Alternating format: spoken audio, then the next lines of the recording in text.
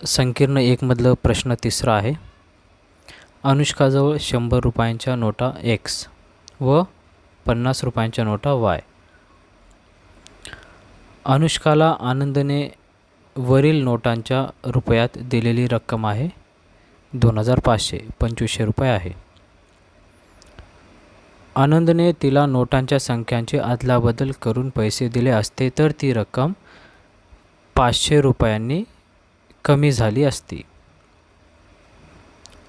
Okay, तर समीकरणे सोडून उत्तरे लिहा. हे समीकरण 1, समीकरण 2 आणि 100 रुपयांच्या नोटांची संख्या आणि 50 रुपयांच्या नोटांची संख्या काढायचं आपल्याला. तिसराच उत्तर आहे. तर पहा, अनुष्का जवळील 100 रुपयांच्या नोटा एक्स आहेत.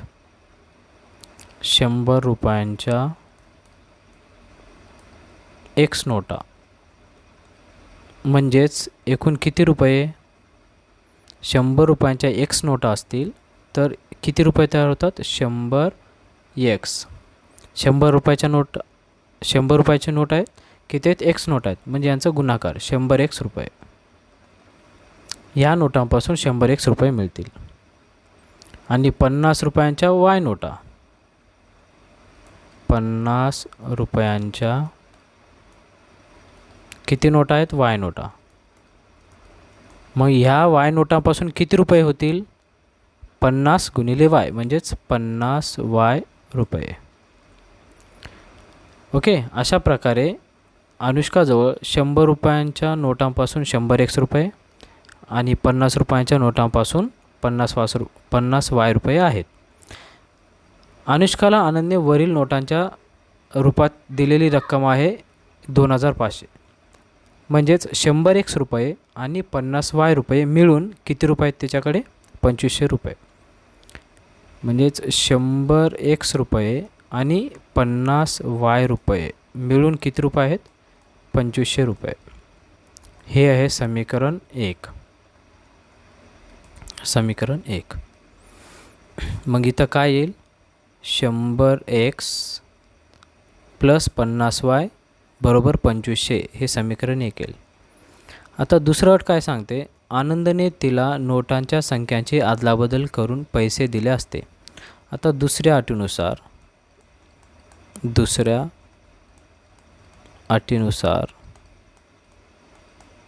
दुसरी अट अशी सांगते की आनंदने तिला नोटांच्या संख्यांची अदलाबदल करून पैसे दिले असते.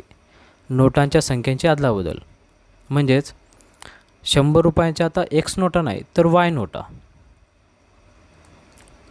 100 रुपयांच्या वाय नोटा आता मग किती रुपये होतील याच्यापासून? 100 वाय रुपये. आणि 50 रुपयांच्या किती नोटा देतील? आता एक्स रुपये, एक्स नोटा देतील. 50 रुपयांच्या एक्स नोटा. अशा प्रकारे यांच्यापासून किती रुपये होतील?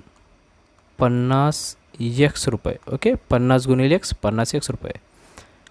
आता हे अदलाबदल करून पैसे दिले असते तर ती रक्कम 500 रुपयांनी कमी झाली असती. आता ह्या रुपयांपासून जेवढे काय रुपये होतात 100 वाय रुपये अधिक 50 एक्स रुपये, हे किती रुपये होतील? 500 रुपये कमी. म्हणजे अगोदर 2500 रुपये झाले ते 2500. आता 100 वाय रुपये आणि हे 50 एक्स रुपये मिळून किती रुपये होतील? 500 रुपये कमी. अगोदर 2500 झाले, आता 500 कमी म्हणजे 2000 रुपये होतील. 2000 रुपये. हे झालं समीकरण 2. आपण एक्सचं पद अगोदर लिहून घेऊया. 50 एक्स प्लस हे 100 वाय बरोबर हे 2000. इथं 2000 का लिहिले कळाले ना? कारण अगोदर या नोटांपासून 2500 रुपये होतं तर 2500. आता ह्या नोटांची संख्या अदलाबदल केली असता 500 रुपये कमी झाली असती. म्हणजेच 500 रुपये कमी म्हणजे 2000 रुपये झाला असता. अशा प्रकारे आपल्याला समीकरण 1 मिळालेले आहे आणि समीकरण 2 मिळालेले. आता हे समीकरण 1 आणि 2 सोडवायचं आपल्याला. ओके, समीकरण सोडवायचे आहेत आपल्याला. आता इथं 100 एक्स आहे, इथं 50 एक्स आहे. मग एक्सचं पद आपल्याला सेम करता येते, एक्सचं सगुणक सेम करता येते. या 50ला मी 100 करू शकतो गुणिले 2 केल्यावर. 50 दोन्ही 100 म्हणजे 100x होईल. म्हणून समीकरण 2ला मी 2ने गुणाकार करेन. समीकरण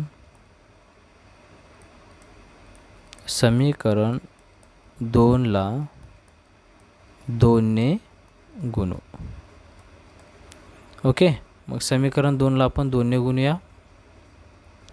2 कंसात 50x प्लस 100y बरोबर हे 2000. मग ह्या 2ने पूर्ण कंसाला गुणाकार करायचा आहे. 2 गुणिले 50x 100x, 50 दोन्ही 100, हे प्लस आणि हे प्लस प्लस. 2 गुणिले 100 200y बरोबर 2 गुणिले हे 2000 बरोबरला बरोबर 2 गुणिले 2000 4000. ही आपली मिळालेले आपल्याला तिसरं समीकरण आहे. आता समीकरण 1 आणि समीकरण 3 पहा. समीकरण 1 हे आहे आणि समीकरण 3 100x समान आहे. म्हणजेच आपण समीकरण 1 आणि 3ची वजाबाकी केलं तर 100x कटून आपल्याला वायची किंमत मिळू शकते. म्हणून आपण काय करूया, समीकरण 1 आणि समीकरण 3ची वजाबाकी करूया. समीकरण 1 व 3ची वजाबाकी करू.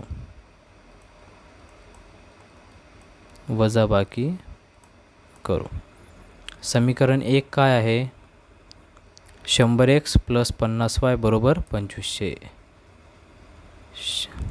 नाहीतर ही समीकरण अगोदर लिहून घेऊया, सोपं जाईल. हे मोठं समीकरण 100x प्लस 200y बरोबर 4000. आता समीकरण 1 लिहूया. समीकरण 1 काय, 100x 50y 2500. 100x plus 50y बरोबर 2500. वजाबाकी करायला वजाबाकी चिन्ह.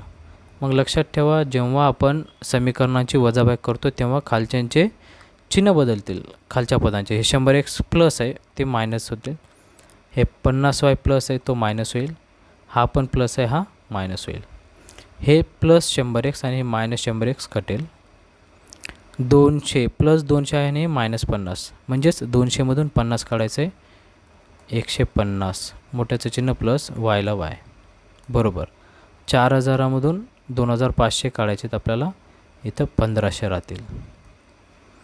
आता वायची किंमत काढायचं आहे. 150 गुणाकारात इकडे येऊन भागाकारात 1500ला 1500 भागिले 150. 0 0 कटते, 15 1 15 आणि हे 0ला 0, म्हणजेच वायची किंमत मिळालेली आहे 10.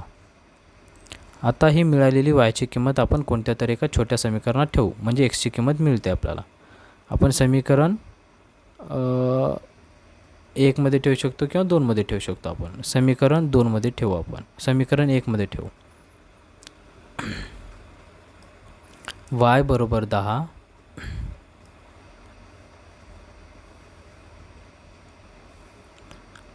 y बरोबर 10 समीकरण 1 मध्ये ठेवू. समीकरण 1 हे आहे 100x प्लस 50y बरोबर 2500. वायच्या जागी 10 ठेवायचं आहे. हे 100xला 100x प्लस 50y म्हणजे 50 गुणिले y 10 बरोबर 2500. 100xला 100x, या दोघांचा गुणाकार 5 1 5 आणि हे 2 0 500. आता हे प्लस 500 इकडे आल्यावर मायनस 500 होईल. 100x 2500मधून 500 गेल्यावर 2000 राहतील. 100xला 100x. आता हे 100 इकडं भागाकारात येईल. हे 2000 भागिले 100, 0 0 कट करा, किती येईल, इथे x राहील कारण 100 आलं ना भागाकारात, म्हणून x बरोबर आले 20.